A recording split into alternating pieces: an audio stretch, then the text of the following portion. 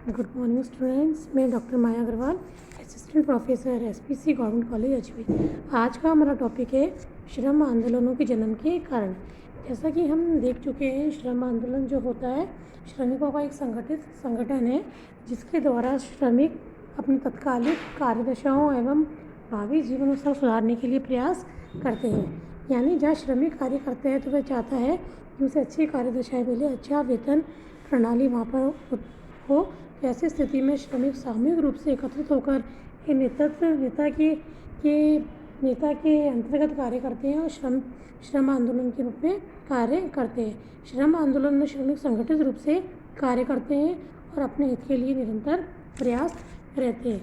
तो आज हम जो जानना चाह रहे हैं वो हमारा विषय ये है कि श्रम आंदोलन का जन्म किन कारणों से हुआ, ये क्या आवश्यकता महसूस हुई जिसके कारण लेबर मूवमेंट का जन्म हुआ। तो उसके लिए कुछ बिंदुओं पर हम चर्चा करने जा रहे हैं, तो आप सभी ध्यान से सुनिएगा। तो जैसा हम देखते हैं, जब फर्स्ट पॉइंट हमारा है मशीनी युग का प्रारंभ में क्या था। कालांतर में जो व्यापार होता था, जो व्यापार के लिए उत्पादन होता था वो हाथों से होता था, यानी वहाँ परंपरागत तकनीकी के उपयोग से उत्पादन कार्य होता था। लेकिन जैसे जैसे औद्योगिकरण बढ़ा, मशीनी युग की शुरुआत हुई, धीरे धीरे मशीनों का उपयोग बढ़ने लगा। मशीनों का उपयोग बढ़ने के साथ साथ श्रम आंदोलन का भी जन्म होने लगा, क्योंकि श्रमिक जो थे वो ये कहते थे कि हम एक ह्यूमन रिसोर्सेज है, हमें प्रेम से सम्मान से हमसे कार्य करवाया जाना चाहिए। श्रमिक आंदोलन जो है धीरे धीरे औद्योगिकरण के कारण ही प्रारंभ होने लगा, क्योंकि जैसे जैसे औद्योगिकरण बढ़ा श्रमिकों की मांग बढ़ने लगी। इसके फलस्वरूप मशीन युग के प्रारंभ के साथ ही श्रम आंदोलन का प्रारंभ माना गया। दूसरा जो पॉइंट है हमारा वह है श्रम व पूंजीपति वर्ग का जन्म। जैसा कि औद्योगिक क्रांति के कारण औद्योगिकरण बढ़ा, तो उसी तरह से श्रमिकों की मांग बढ़ने लगी और उसी के साथ पूंजीपतियों ने अधिक पूंजी लगाना शुरू कर दिया। तो जैसे जैसे पूंजी की आवश्यकता हुई वैसे वैसे श्रम में पूंजीपति वर्ग का उदय हो गया। और पूंजीपति वर्ग का उद्देश्य होता था अधिक से अधिक लाभ कमाना, लेकिन वह चाहता था कि श्रमिक को वेतन वो उसे कम देना पड़े। लेकिन श्रमिक जो थे वे चाहते थे कि हमारा हित भी इसके साथ साथ जुड़ा हुआ है। वे चाहते थे कि हमें हमारे कार्य का उचित पारिश्रमिक मिले। तो श्रम व पूंजीपति वर्ग के एक दूसरे के प्रति विचारों के कारण भी श्रमिक आंदोलन का जन्म हुआ। इसी की तरह से अगर हम देखें, थर्ड पॉइंट हम लेते हैं पूंजीपतियों द्वारा शोषण किया जाना। यानी जब पूंजीपति वर्ग था वो ये मानता था कि मेरी पूंजी व्यवसाय में लगी हुई है और श्रम तो केवल उस पर अपना श्रम लगा रहा है। तो उसकी इस भावना के कारण श्रमिकों को बहुत उसकी विचारधारा को ठेस पहुंची। श्रमिकों ने सोचा ये तो हमारा अपमान है, इसमें हमारा शोषण हो रहा है, हमसे काम अधिक लिया जा रहा है, बेकार ली जा रही है, लेकिन उसका मूल्य हमें नहीं मिल रहा। तो पूंजीपतियों द्वारा शोषण की प्रवृत्ति के कारण भी श्रमिक एकजुट होने लगे और एक अच्छे नेतृत्व के रूप के साथ में श्रम आंदोलन में जुड़ गए और धीरे धीरे श्रम आंदोलन की महत्ता बढ़ती गई, श्रम आंदोलन का जन्म होता चला गया।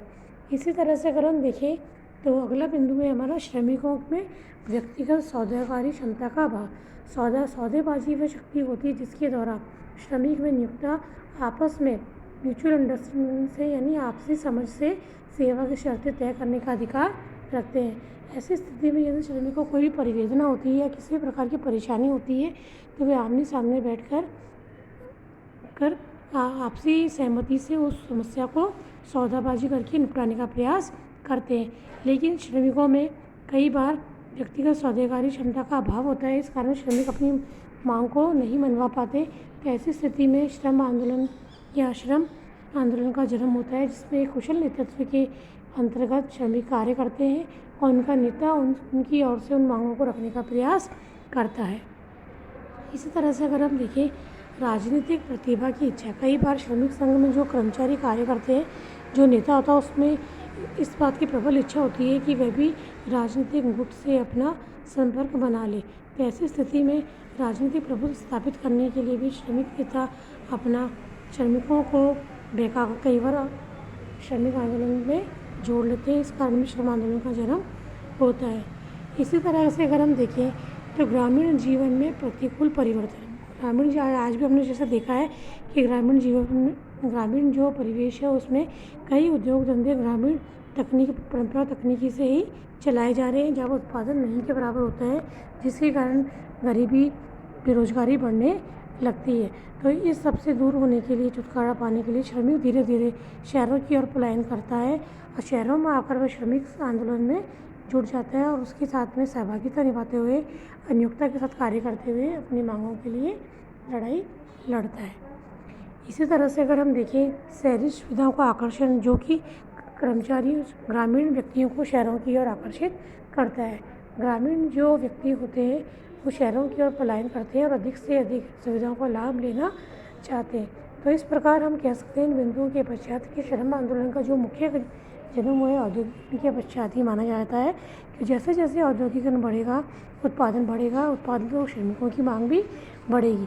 ये श्रमिकों की मांग बढ़ेगी तो श्रमिकों में की जो संगठन है वो एकजुट होकर कार्य करते हैं तो उनमें आपसी संगठन शक्ति भी बढ़ेगी। इन सब कारणों से श्रमिक आंदोलन का जन्म माना जाता है और श्रम आंदोलन के कारण जो श्रमिक एकजुट हो जाते हैं तो वो अपने अधिकारों के लिए, अपने लिए वो आवाज़ उठा सकते हैं और नियोक्ता से अपनी जो सामूहिक सौदेबाजी द्वारा या आप कहें आपसे विचार विमर्श द्वारा अपनी मांगों को मनवा सकते हैं और अच्छी कार्यदशाएँ प्राप्त कर उच्च जीवन स्तर प्राप्त कर सकते हैं। तो इस कारण ही हमारे देश में श्रम आंदोलन का जन्म माना जाता है।